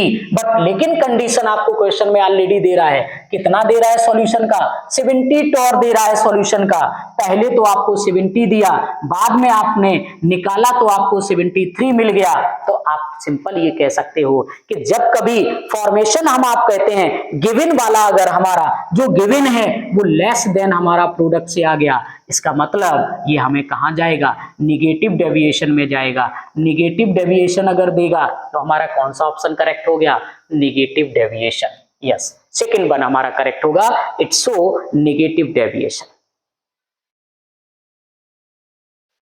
शुगर X, ये भी बायोमोलिक्यूल में जाएंगे आप। बायोमोलिक्यूल में देखना शुगर X जो होता है वो क्या होता है? डायरेक्ट एक पैराग्राफ लिखा है, ब्लॉक में लिखा है, 2 लाइन में क्वेश्चन का आंसर दिया गया है। Honey keto sugar exist in alpha and beta. अब फिर कहता है इज लेबोरेटरी तो X इज, ऐसा कौन सा इसमें पार्ट है जो ऐसे सभी में होता है? तो मैंने कहा सिर्फ फ्रक्टोज एक ऐसा पार्ट होता है जो इन सभी में, शुगर X जो होती है वो हनी में भी मिलती है। शुगर X बोले तो फ्रक्टोज हनी में भी मिलता है, कीटो शुगर में भी मिलता है, अल्फा बीटा एनोमेरिक फॉर्म भी होता है एंड लेबोरेटरी भी होता है। तो हमारा आंसर नंबर कौन सा आएगा? आंसर नंबर 2 करेक्ट होगा। डी फ्रक्टोज आपका सही होगा। नेक्स्ट पार्ट पर चलते हैं। 83,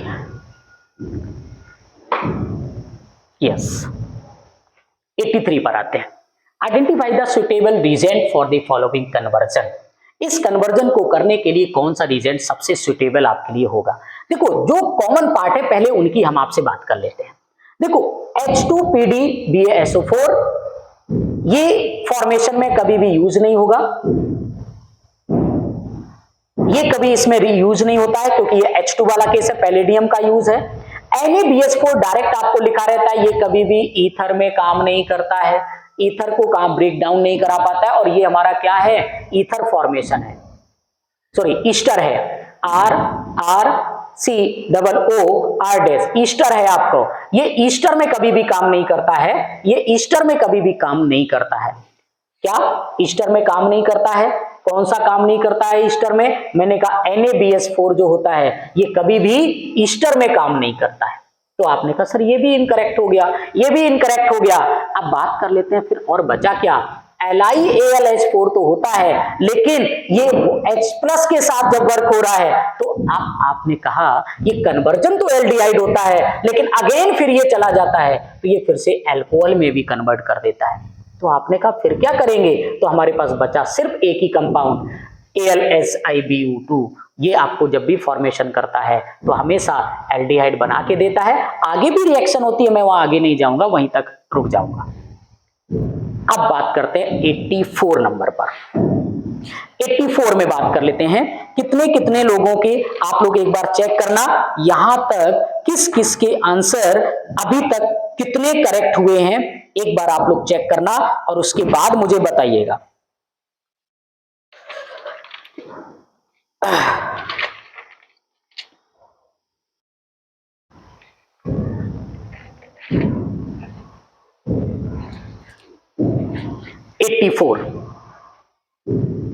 83 हुआ, 84 आना।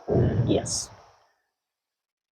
SN1 और SN2 फॉर्मेशन SN2 पर बेस्ड है, ये कभी पीछा नहीं छोड़ता है आपका।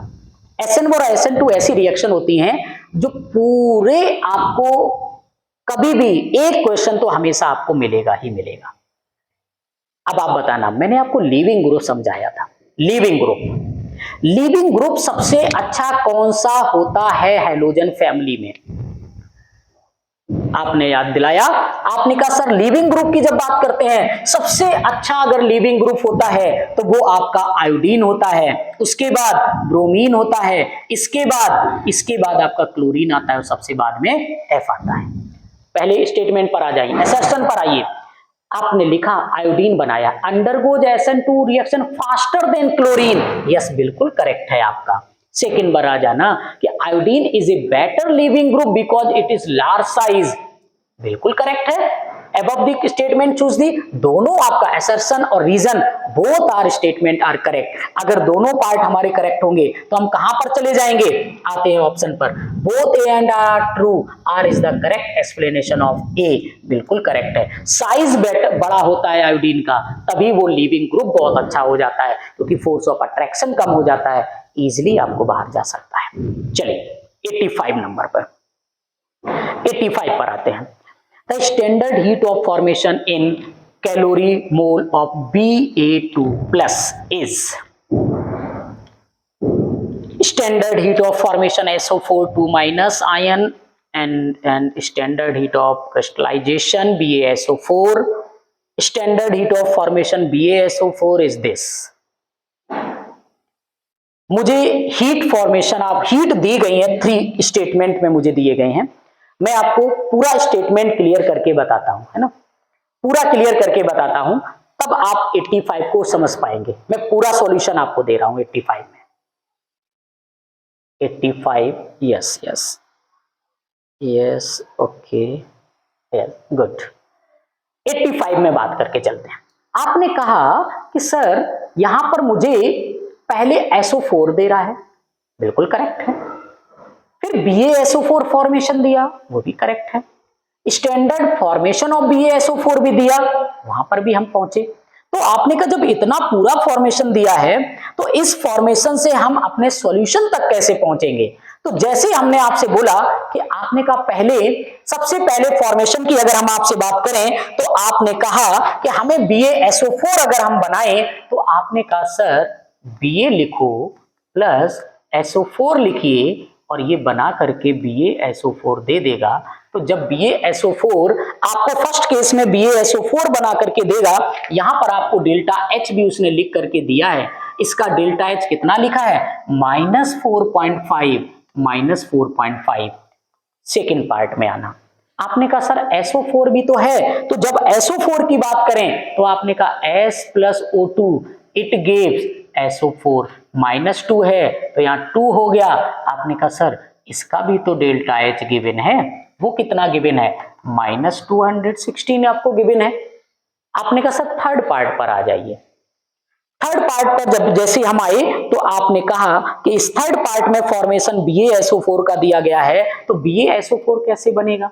तो आपने कहा सर ऐसे करो, Ba ले लो, सल्फर लो, O2 लीजिए। आपने कहा BaSO4 बनाया तो ये फॉर्मेशन में कितना दे रहा है? 349 दे रहा है सॉल्यूशन का, तो ये 349 हो गया डेल्टा H।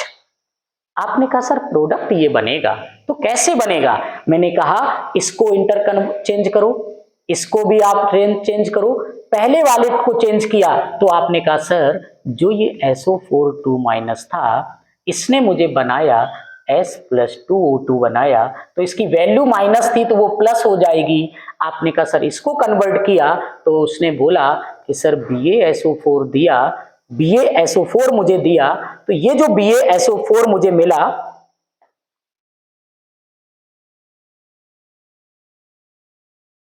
सॉरी फिर से मैं अगेन ट्राई करता हूं। मैंने बोला कि उसने कहा कि Ba था प्लस SO4 लिया, तो इसने बना करके आपको BaSO4 दिया था। जैसे BaSO4 दिया, इसका डेल्टा H आपको 4.5 दिया गया है। फिर आपने कहा कि सर सल्फर लिया 2O2 लिया, 2 इलेक्ट्रॉन लिया, इसने SO4 बना दिया, इसका भी डेल्टा H मुझे दिया गया है 216। फिर आपने कहा सर Ba लिया, सल्फर लिया, 2O2 लिया और इसने बनाया BaSO4 सॉल्यूशन बना दिया, इसका भी डेल्टा H -349 दिया। मैंने कहा ये दोनों रिवर्स होंगे और आपको फॉर्मेशन करके देंगे, तो आपने कहा सर SO4 2- जो था इसने sulphur plus 2O2 plus 2 electron बनाया, तो वैल्यू भी इसकी रिवर्स हो जाएगी, माइनस है तो प्लस हो जाएगा। इसमें आपने बोला कि सर BaSO4 जो था ये बनाएगा Ba प्लस SO4 -2, इसकी वैल्यू 4.5 आपको देंगे। जैसे आपने दोनों को फॉर्मेशन दिया, अब मैंने कहा कि ये जो इक्वेशन आपको निकल कर आई है, ये जो इक्वेशन आपके सामने 3 निकल करके आई हैं, रिएक्टेंट और प्रोडक्ट को आप ऐड करना, आप देखोगे पूरा फॉर्मेशन आपको मिलेगा, क्योंकि मुझे निकालना क्या है, Ba2+ निकालना है। मुझे क्या बताना है, मुझे Ba+2 बताना है, ये मुझे Ba+2 को निकालना है। तो जैसे Ba+2 बनेगा तो कैसे बनेगा जरा देखना। आपने कहा सर Ba, तीनों को सम करूं, मैंने लिखा Ba plus S plus 2O2 plus SO4 plus BaSO4।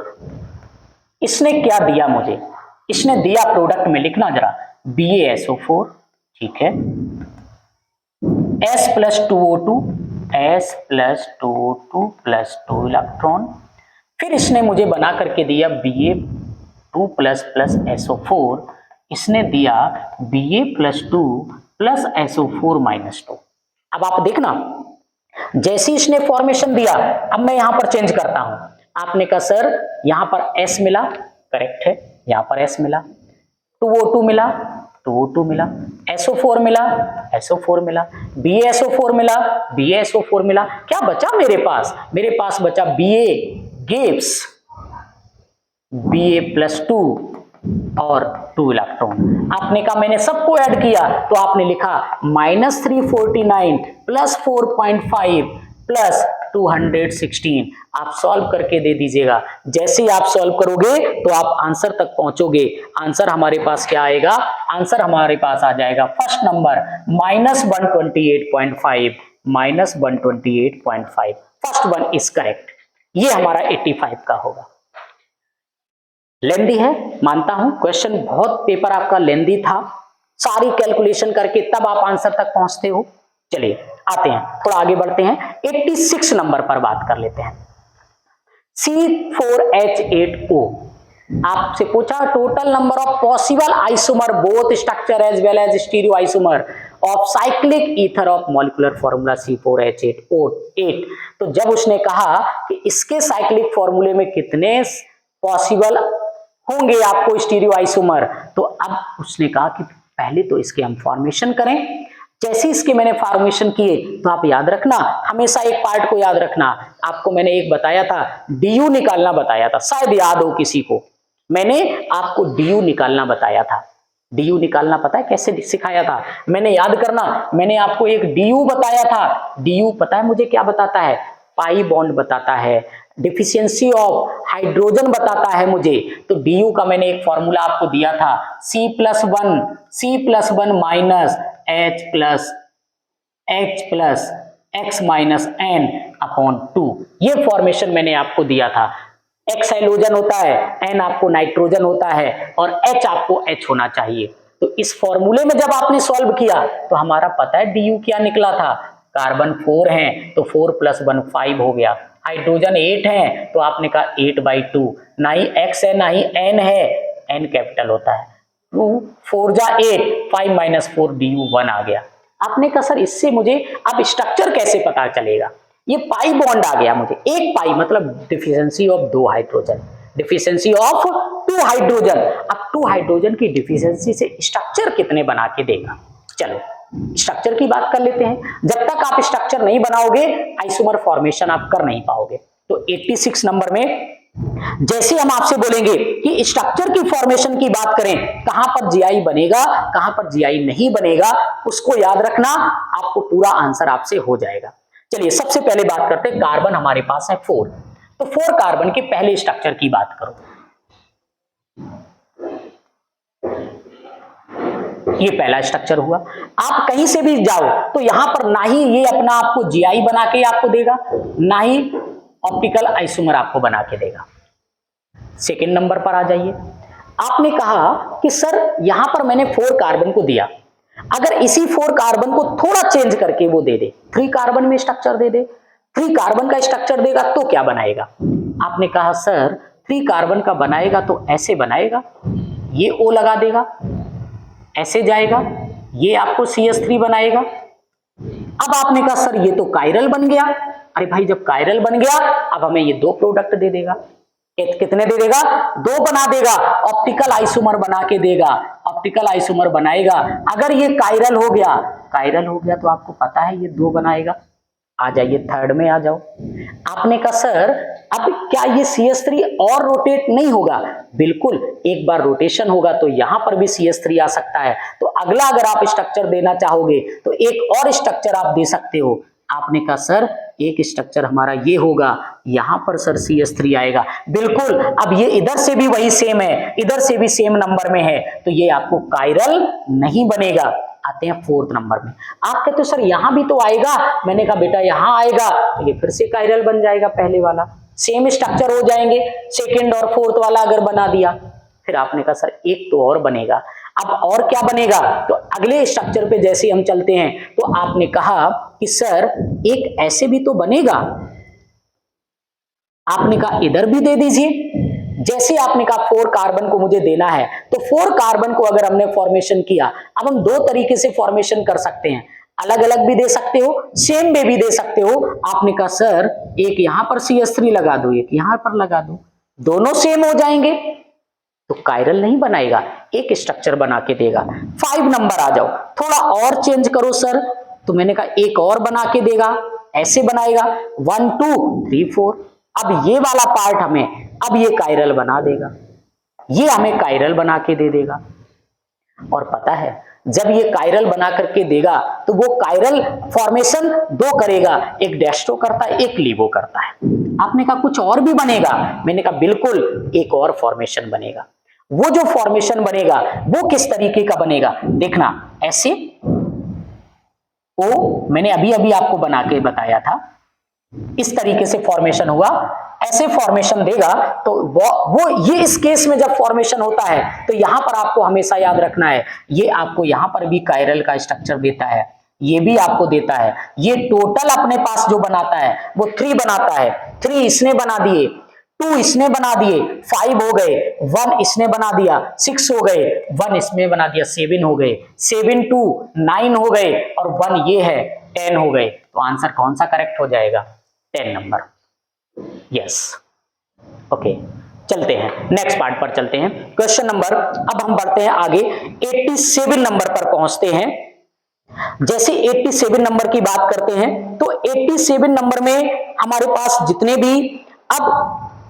भी स्ट्रक्चर आपके थे, शायद मैंने कॉमन पार्ट में जितने भी पार्ट आपको दिए उन सभी में, अब अगर हम बात कर लेते हैं 87 में, identify correct order against the property mention. ये डाइपोल मूवमेंट दिया गया, पहला केस डाइपोल मूवमेंट। आपको पता है अमोनिया और वाटर की बात कर लें तो अमोनिया और वाटर में सबसे ज्यादा डाइपोल मूवमेंट किसका होता है? अमोनिया और वाटर में सबसे ज्यादा अगर डाइपोल मूवमेंट की बात करते हैं तो डाइपोल मूवमेंट, वाटर का डाइपोल मूवमेंट सबसे ज्यादा होगा देन अमोनिया। क्यों? इसके पास 2 लॉन पेयर होता है भाई, इसके पास 2 लॉन पेयर होता है, इसके पास 2 लॉन पेयर होता है, यहां पर केवल 1 होता है। तो अब वाटर का lone pair, due to presence of lone pair dipole movement इसका ज्यादा हुआ देन अमोनिया। तो आप कह सकते हो कि सर फर्स्ट वाला तो करेक्ट होना चाहिए। मैंने कहा हाँ, फर्स्ट वाला तो करेक्ट मिलना चाहिए मुझे, ए ऑप्शन तो अभी तो करेक्ट होना चाहिए इसके अकॉर्डिंग। देन आप ये करते हो कि आपने कहा सेकंड फॉर्मेशन की बात कर लो, आपने कहा सर इसकी बात करो जरा, तो मैंने कहा यहां पर F4 है, XO3 है, F2 है, number of lone pair of central atom. अब इसमें ये चेक कर लो, क्या Xe का लोन पेयर निकालो, सेकंड वाले का लोन पेयर निकालो। आपने कहा सर इसका निकाला तो यहां पर हमें 4 दे दिया, इसका निकाला अलग दिया, इसका निकाला अलग दिया, तो बी नंबर में लोन पेयर इसके सेम नहीं हो सकते हैं। जैसे इसकी बात की OHCHNO बॉन्ड लेंथ, जब हम बॉन्ड लेंथ की बात कर लेते हैं तो बॉन्ड लेंथ में हमें एक पार्ट और याद रखना। बॉन्ड लेंथ से पहले एक और चीज में देख लो, बॉन्ड इंथैल्पी की बात कर लो, सबसे सिंपल आ जाएगा। देखो हमारे पास बी इनकरेक्ट हुआ, ए करेक्ट हुआ, ए करेक्ट है, बी इनकरेक्ट है और हमें करेक्ट ऑप्शन ढूंढना है। तो ये बी वाले पार्ट तो हटा दिए, हमारे पास बचा सी को देख लो या डी को देख लो, एनीवन कोई एक देख लो। मैं डी वाला मुझे साफ दिख रहा है, डी वाले में मैंने देखा N2O2 और H2, इन तीनों में अगर मैं देखूं तो हमारे पास ये जो बॉन्ड एंथैल्पी का केस है वो करेक्ट दिख रहा है। तो हमारा कौन कौन सा करेक्ट हुआ, ए और बी करेक्ट हो जाएगा, सी आपका करेक्ट नहीं होगा। तो आपने कहा हमारा ऑप्शन कौन सा हो जाएगा, सॉरी हमारा ऑप्शन नंबर कौन सा होगा। जब हम ऑप्शन नंबर की बात करें तो हमारा आंसर आएगा A number, A and D only. चलिए लास्ट 3 क्वेश्चन बचे हुए हमारे पास। 88 नंबर पर आ जाइए। गुड गुड, चलिए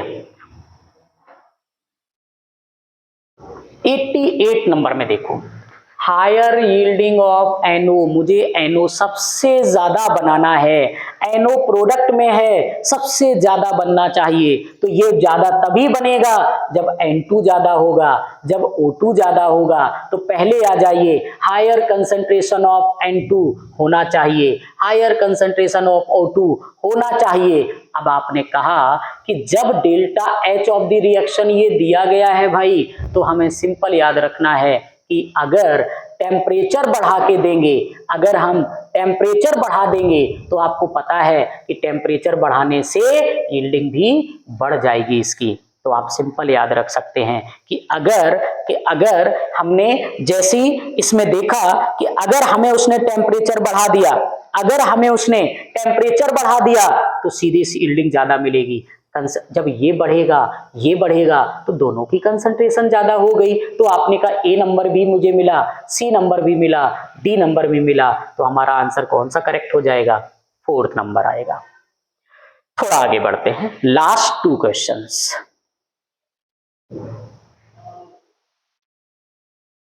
चलिए 89, if the rate constant of reaction this, how much time does it take for 7.2 mole concentration of the reactant to get reduced 0.9? log 2 की value आपको दे रहा है वो। जैसे उसने ऐसे दिया तो हमारे माइंड में सबसे पहले आता है ये किस ऑर्डर की रिएक्शन है। अगर मैंने ऑर्डर फाइंड आउट कर लिया तो मेरे से आंसर हो जाएगा। सबसे पहले निकाला मैंने कि ये किस ऑर्डर की रिएक्शन है, तो पहले तो इसके हम ऑर्डर की बात करें तो भाई यहां पर सेकंड -1 लिखा है। आपको भी पता है कि अगर सेकंड -1 लिखा होगा तो सिंपल आप ये कह सकते हो कि सर जहां पर सेकंड -1 लिखा होगा इसका मतलब इसका ऑर्डर कौन सा होता है, फर्स्ट ऑर्डर होता है। ये कौन से ऑर्डर की रिएक्शन है, फर्स्ट ऑर्डर की रिएक्शन है। तो अब फर्स्ट ऑर्डर, ये फर्स्ट ऑर्डर की रिएक्शन है तो इसमें फर्स्ट ऑर्डर की रिएक्शन का हम केस स्टार्ट करेंगे। आपने कहा कि जैसे ये अगर फर्स्ट ऑर्डर की रिएक्शन है तो इससे मुझे फर्स्ट ऑर्डर यूनिट से पता चल गया। तो आपने कहा कि सर टाइम जरा देखो, तो मैंने कहा टाइम जो होता है ना, टी जो होता है, तो आपने कहा 2.303 अपॉन के, याद करो 2.303 अपॉन के लॉग यहां पर आपको नॉट अपॉन 80, इसको बोलते हैं रिएक्टेंट और इसको बोलते हैं प्रोडक्ट। अब बचा क्या हमारे पास, डायरेक्ट आपने फॉर्मेशन दिया, यहां से आप स्टार्ट कर दीजिए। जैसे आपने स्टार्ट किया तो आपने कहा सिंपल कि अगर हमारे पास रेट कांस्टेंट आपको दिया गया ये, तो मैंने लिखा कि भाई T is equal to 2.303 upon K means 0.03 into log product मुझे दिया गया है और मुझे यस रिड्यूस टू दिस, ये इनिशियल है, ये रिड्यूस होके बना, तो आपने कहा सर ये मुझे जो फॉर्मेशन दिया 7.2 और 0.9, डेसिमल से डेसिमल कैंसिल हुआ, 9 8 जा 72, टी मुझे दे दिया 2.303 अपॉन 0.03 लॉग ये 8 मिला, इसको हम 2 की पावर 3 लिख सकते हैं क्योंकि log 2 की वैल्यू यहां पर गिवन है। तो आपने टाइम लिखा 2.303 अपॉन 0.03 इनटू, तो आपने 3 लिखा, log 2 की वैल्यू को राइट किया 0.301। जैसे आपने सॉल्व किया, सॉल्व करने के बाद आप टाइम निकालना, टाइम मिलेगा आपको 69.3। तो आपका आंसर नंबर कौन सा करेक्ट हो जाएगा? फर्स्ट नंबर आपको करेक्ट होगा 69.3 सेकेंड। अब आ जाते हैं सबसे लास्ट में, हमारा केमिस्ट्री का last question. Which one of the following reaction does not belongs to legend test? Legends test क्या होगा? लेजेंड टेस्ट की बात कर लेते, पहले तो इस टेस्ट को समझ लो क्या होगा। ये जो टेस्ट होता है ये कार्बन हाइड्रोजन बॉन्डिंग के साथ होता है। इस टेस्ट से हम बनाते क्या क्या है? सल्फर बनाते हैं, ऑक्सीजन निकालते हैं, नाइट्रोजन निकालते हैं, फास्फोरस बनाते हैं। अब आपने कहा एंड हेलोजन आल्सो टेस्ट देता है इसका, हेलोजन भी टेस्ट देता है इसका। अब देखने से आपको पता चल जाएगा कि सर कौन कौन सा फॉर्मेशन करेगा इसमें। जैसे हमने 90 नंबर में आपसे बात किए, तो जैसे हमने बोला, हमने कहा अब इसके बाद देखो फॉर्मेशन किस किस तरीके से होगा, तो आपने सिंपल कह दिया कि सर इसमें कार्बन नाइट्रोजन आ रहा है, ये तो टेस्ट हमें देता है, इसमें आ रहा है ये भी देगा, ये हाइड्रोजन देगा, बचा क्या कि भाई इसमें कार्बन हाइड्रोजन देता है लेकिन इसका टेस्ट नहीं देता है, तो not belongs to this test. तो हमारा ऑप्शन नंबर कौन सा आएगा? ऑप्शन नंबर 4th नंबर हमारा करेक्ट होगा। ये इसके अंदर नहीं आएगा, ये भी देता है, ये भी देता है, ये भी देगा, और जो 4th नंबर वाला होगा ये हमारा आंसर होगा, ये इस टेस्ट को नहीं देगा। यहां तक पूरा पार्ट आपका केमिस्ट्री का पोर्शन था, 46 से लेकर के 90 तक। देन आपका बायो स्टार्ट होगा। आई थिंक पेपर इजी भी था, मॉडरेट भी था, डिफिकल्ट भी था, बट मैं ये ओवरऑल कह सकता हूं कि लेंदी था, पेपर लेंदी था, बट टेंशन नहीं, जो था सभी के लिए था, आपके लिए नहीं। तो उसी के अकॉर्डिंग आपकी मेरिट भी आती है, तो उसके लिए परेशान नहीं होना है। फिर से लग जाइए, लगे रहो, मेहनत अपने आप से करो जितनी ज्यादा से ज्यादा हो सकती है। मैं लास्ट में फिर से आपसे यही कहता जा रहा हूं कि हमेशा फोकस करो एनसीईआरटी पर, एनसीईआरटी एग्जाम्पलर पर। मैक्सिमम केमिस्ट्री पोर्शन वहां से आपको मिलेगा।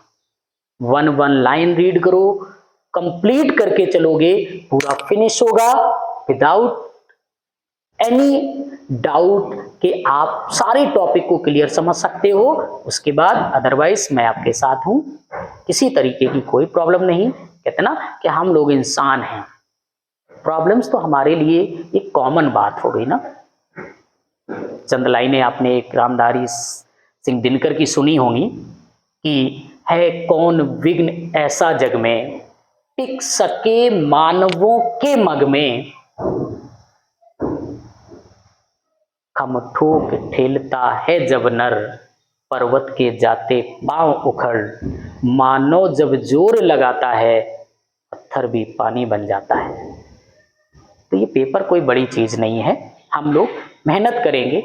जो भी आपके साथ कुछ ऐसे भी पॉइंट रहे जो आप नहीं अभी तक कर पाए थे, आपको पता चला हमारा वीक पॉइंट क्या था, उनको और अच्छे से करें। हम लोग नेक्स्ट के लिए आगे आने वाले जो बच्चे हैं उनको भी हम डिमोटिवेट नहीं कर सकते, मोटिवेट करें। और हमें ये एक सैंपल दे दिया कि मुझे किस लेवल तक और अच्छे से पढ़ना है।